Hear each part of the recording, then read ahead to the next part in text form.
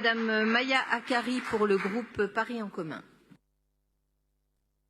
Collègues, en cette nouvelle rentrée marquée par de très et trop nombreuses fermetures de classes et la suppression de postes d'enseignants dans les écoles primaires, les collèges et les lycées, Paris fait évidemment et de longue date le choix de prendre un autre chemin pour l'éducation de nos enfants, celui d'un investissement massif pour l'éducation publique, pour la réussite scolaire, l'épanouissement et l'émancipation des enfants et des adolescents.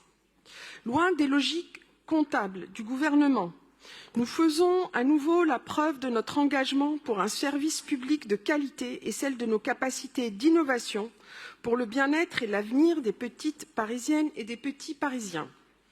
Je pense à la nouvelle Académie des langues évoquée à l'instant par le maire de Paris-Centre, cher Ariel Veil.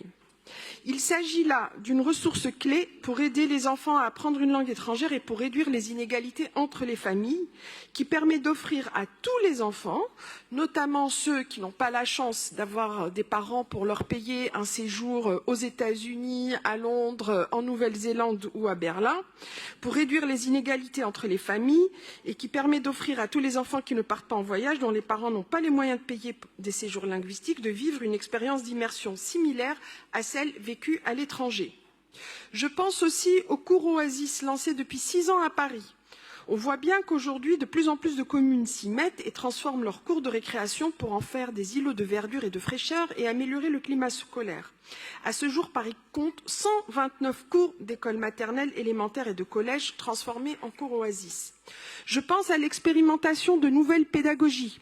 Et je sais combien c'est cher à votre cœur, chère Anne, qui prennent en compte la diversité des élèves et leur mixité sociale et scolaire. Cette année, après la réussite du projet mené au sein des écoles maternelles Reuilly dans le 12e et élémentaire Bollaert dans le 19e, nous lançons en collaboration avec l'Académie du Climat le programme École dehors qui permettra aux jeunes Parisiens de découvrir l'apprentissage en plein air dans le square des Denettes dans le 18e avec des activités autour du jardinage, du sport, de la lecture et du chant. J'aimerais également évoquer la nouvelle école des métiers de la petite enfance qui ouvre ses portes il y a tout juste un mois dans le 17e arrondissement. Et je suis très étonnée par les propos de Pierre-Yves Bournazel, qui ne doit pas être sans savoir que Paris est la première ville de France et de loin en termes d'accueil de jeunes enfants. S'il y a des parents qui veulent travailler et qui veulent pouvoir être rassurés sur la garde de leurs enfants, c'est bien à Paris qu'ils peuvent le faire. Je vous invite à aller dans les autres communes de France et de voir ce qui s'y passe. Donc, dans un contexte qu'on sait particulièrement difficile pour le recrutement des éducateurs et des auxiliaires de puériculture, nous lançons un vaste programme de formation novateur pour nos agents en conditions réelles dans une ancienne crèche.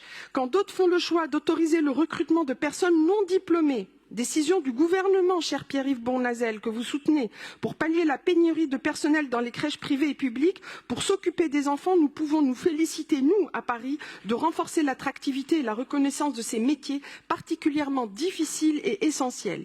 En cette rentrée, 2 nouvelles crèches ouvrent leurs portes malgré un contexte difficile dans le 7e et le 12e arrondissement de Paris. Notre engagement pour l'école publique, c'est aussi une école inclusive, une mobilisation très importante pour permettre à chaque enfant, quel que soit son handicap, d'évoluer, de grandir et d'apprendre dans une salle de classe entourée de ses camarades. 25 postes, je dis bien 25 postes sont créés cette année pour renforcer les équipes pluridisciplinaires qui accompagnent les enfants en situation de handicap dans nos écoles. Et un nouveau CLAP, centre de loisirs à parité, ouvre ses portes au collège Guillaume Budet dans le 19e arrondissement pour accueillir 15 enfants adolescents de 11 à 16 ans. Oui, à Paris, nous innovons, nous expérimentons avec succès et nous mettons tout en œuvre pour donner aux enfants les moyens de s'épanouir et de comprendre le monde d'aujourd'hui, de préparer au mieux leur avenir. C'est pourquoi, chers amis communistes, je ne comprends pas pourquoi vous ne soutenez pas l'évolution de l'attribution de la dotation aux collégiens et aux collégiennes. Toutes les études montrent le retard de la France en termes d'éducation à la citoyenneté auprès de nos adolescents. C'est par des actions concrètes que les jeunes apprennent la citoyenneté et pas que par des cours théoriques d'éducation à la citoyenneté. Et cette évolution va dans le sens de l'histoire et va dans le sens de ce que souhaitent les jeunes, parce qu'on voit le succès du budget participatif des collégiens et comment les jeunes, les adolescents, les enfants, avec leurs professeurs, se sont saisis de cet outil pour faire et décider ensemble ce qui leur correspond le mieux. Donc je vous invite vraiment fortement à soutenir ce dispositif qui est un vrai dispositif d'éducation à la citoyenneté et un dispositif démocratique. Grandir à Paris est une chance. Merci à toutes celles et ceux qui contribuent dans notre ville à imaginer et à façonner cette belle école publique, porteuse de promesses républicaines et d'égalité sociale. Je vous remercie. Merci beaucoup à vous, chère Maya Akari.